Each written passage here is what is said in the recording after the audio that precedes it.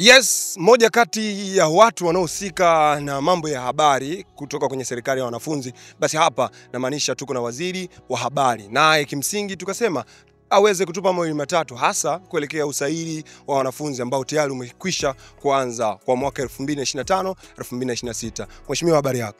Salama, habari. Tuko vizuri kabisa. Unaweza kujitambulisha kwa majina, unaitwa nani, lakini pia una wadhifa gani hapa chuoni? Okay. Kwa majina naitwa Emmanuel Nziku. Namshukuru Mheshimiwa Rais wa Chuo Kikuu cha Dar es Salaam aliniteua kuwa waziri wa habari, sayansi na teknolojia Chuo Kikuu cha Dar es Salaam. Naam, Mheshimiwa Waziri, unaweza ukatuambia kuelekea na tumeshaanza usaili wa wanafunzi wa mwaka wa kwanza.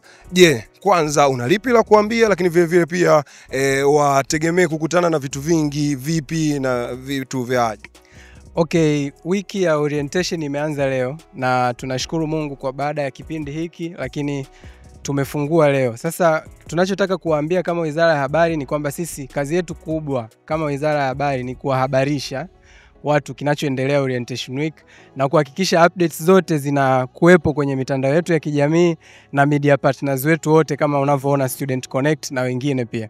Kwa hiyo kazi yetu kubwa ni hiyo, kuwahabarisha, lakini pia kuwahakikishia kwamba usalama upo, cha kwanza.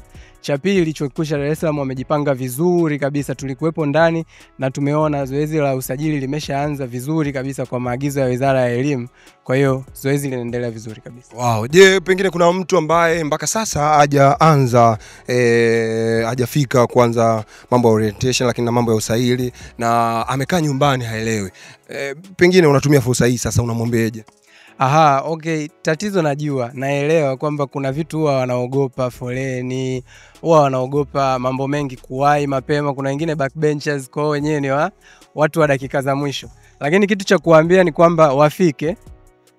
Chuo Kikuu cha Dar es Salaam ni salama, ulinzi umeimarishwa, matapeli hawapo kwa sababu ulinzi uko kila sehemu, usalama ni guaranteed. Kwa wakifika watahudumiwa vizuri, kila sehemu iko intact, tumehakikisha tunaweka usimamizi mzuri kila sehemu, na wafike kabisa pale kwenye tent la Daruso, ambayo Daruso ni serikali ya wanafunzi hapa.